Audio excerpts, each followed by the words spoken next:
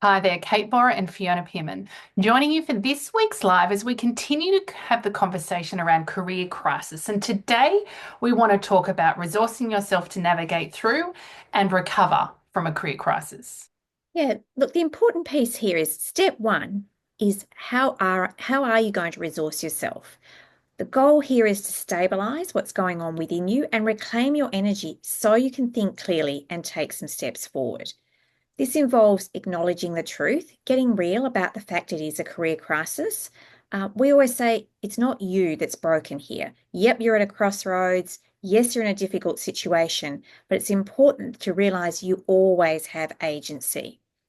And the second part is support yourself with really making sure you're fostering resilience. Prioritize rest, get the exercise you need, look after your body, nourish yourself, because all of that will support your nervous system to regulate, which means you're in a calmer state and you're able to do something. And look, this work is hard. We know that we've coached a lot of people going through career crisis, and so being willing to look after yourself is a really important first step. Yeah. Step two is all about getting clear. And this feels like it should be easy. I should know what I want. I should know who I am. I should know where I want to go. And we know that there's work to be done here. The goal here is to understand what's really going on for you. Who are you? What is it that you want? And what's keeping you stuck with where you are right now? And you want to leverage some tools here to really raise your self-awareness around what's going on. Our goal is for you to maybe see some things that you haven't previously been able to see. And so leveraging tools like journaling, self-coaching questions, one of the key philosophies and capabilities that we build in all our work is developing your self-coaching capability. And so just asking yourself some really great questions can be super powerful. Now, when it comes to getting clear, there are really two parts or two ways that you want to come at this. The first is an understanding of where are you now? And this can be hard to see when you're in it. So potentially getting some help from a career coach or a life coach, a trusted friend, mentor, or family member can be really useful here. In this space where you're assessing where you are, thinking about maybe some of the patterns that might be emerging. We talk with lots of people who, on some level, will blame their organization for the fact that they constantly keep circling around burnout, that it's the organization's fault, it's their expectations, it's their lack of willingness to provide appropriate resources to get the work.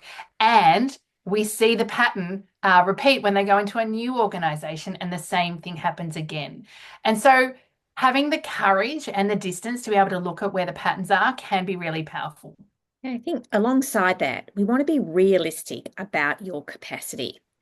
We see so many people saying yes to far too many things, not holding boundaries and not saying no, and so feeling overwhelmed, likely at work and at home. I think you also want to become aware of your roadblocks. What are the things that make this hard? And often we're worried about judgment. We've got ideas about everything needs to be perfect, or potentially we're just so used to people pleasing. And I think we see again many women who've got a belief they should just be recognized for their hard work. So they don't put the effort in, they don't prioritize being visible or sharing achievements with key stakeholders. Yeah, I think that's a really good example of where we've got a belief that I should just be recognized, right, for our hard work. And that, in fact, that belief is the roadblock because that belief stops them from putting themselves out there for advocating for yourself, for their career goals and having the courage to ask for what they want. All right. So when you've done some of the work to understand where you are now, then we want to turn your attention to who are you and what is it that you want? Where do you want to go? And again, there's work to be done here. Resist the temptation to kind of just ponder or ruminate on this. Make no mistake, there is work to be done, and there's lots of great tools, resources out there that can support you to start to get that clarity about who are you, what is it that you want, and where do you want to go. And we ask you to start by reflecting on your values, the strengths that you currently have, and what your priorities are today. This could very well be different to where you were 10 or even 5 years ago. So tuning in to what's the priority now. And then being willing to give yourself permission to want more, to want something different, to take all the shackles off and remove limitations. Often people are deciding things because they're saying, I haven't got enough time or money, or I don't have the right qualifications or skills, or it's not in the right area. There's so many ways in which we start to box ourselves in and think that it's not right. And often the question we'll ask in that space is, from a coaching perspective, if everything were to go really well, if it was to all turn out as perfectly as it could over the next 10 years, what would that look like? What would you be feeling? Paint a picture, get that clarity about where you'd like to go, and then you can do the back planning around that. I think alongside that, you want to do some really good research. You want to talk to people about jobs they're doing, about things you think that are interesting. Research, get some clarity around what some of the ideas you've got are like in reality. We often say that, this clarity that comes through reflection and research is much better than just lots more thinking. Actually getting some more detail is really helpful here. Yeah, and so once you've done step two, you're clear about where you are and where you want to go. Then it's time to make some decisions. And our goal here is beginning to shape a path forward that is possible, that can be done in reality, and importantly, is aligned with your values and what it is that's important to you in both career and life. Here we want to start mapping out the possibilities. And, for example, maybe it's looking at, what a compressed work week might look like, or finding out what might be possible. This is potentially where, we've removed limitations, and now you're starting to get some intel from either your existing organizations or perhaps your existing life choices that may potentially put some limitations around the decisions that are possible for you right now.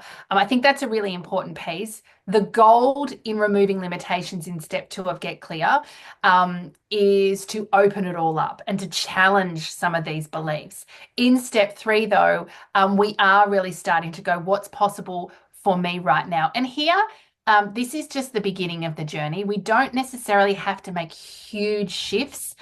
It may be that the first decision is the only decision you need to make. And so, we don't have to. I think there's a tendency with the career crisis to throw everything out or to burn everything down. And I see far too many women, particularly, who will leave big, big roles, big salaries, and take roles that will offer them 50% of the salary, 50% of the credibility, and quite frankly, 50% of the contribution they can make, because it gives them the freedom and the flexibility they're seeking. And in many examples, that is not the right answer, right? But it's because they've got to such a point that feel like they've got no other choice. And so the opportunity here really is to potentially look at what's the right decision for right now. And once you've made some good decisions, then step 4 is all about taking action. The goal here is to build some momentum through experiments and feedback and getting some new habits. We always ask by asking you to start small, what we call small acts of confidence. Give yourself permission to test and learn things. It's not just about taking some big leap. It's about finding the small steps you can take. It might be asking for some support around making sure you're doing some more strategic work, protecting time so that you actually can make that contribution rather than getting sidelined into a whole lot of, less important detailed work. It might be that you want to really, speak to a senior stakeholder and make sure that you've got some real clarity around their perspective on your career ambitions. And as you do this, you'll be tapping into what we call the feedback loop.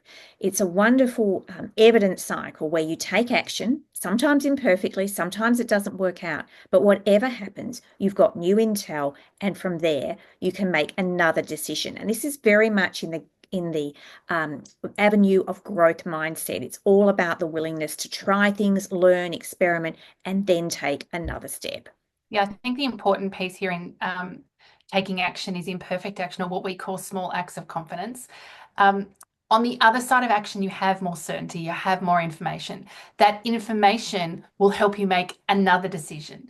And so it's often just about starting at the very beginning and making one important choice, taking one important step, and then getting the feedback, taking the lesson, recalibrating, and taking that next step. We often say you don't need to see the whole staircase in order to start climbing up it. I think the final piece here is really asking for help. Mentors, coaches, trusted colleagues who can really support you, having people around you who can provide emotional support, having people who can keep you accountable. If I think about burnout and boundaries, for many of us, if this is a pattern that has played out for decades, it is really hard to go up against a lot of these ingrained beliefs, assumptions, default behaviors. So having people on your team who can remind you, who can be generous with their feedback, who can be compassionate, but can really, give you some tough love when you need it, that will really support you to shift some of these pieces that are critical for you to really navigate through and importantly come out the side of a career crisis. Team, we're going to leave it there. If you've enjoyed today's confidence conversation, we'd love for you to hear from you. If you know of someone who is going through what is a very hard point in career and life, we'd love for you to share this resource with them. And of course, tell them to head over to our YouTube channel to check out all the other videos in the series. And if you are at a point where you'd like some help navigating through anything that's going on for you personally or professionally, and our work really speaks and resonates with you, we'd love to hear from you and we'd love to share the impact of our work. So head over to our website, coreconfidence.com.au.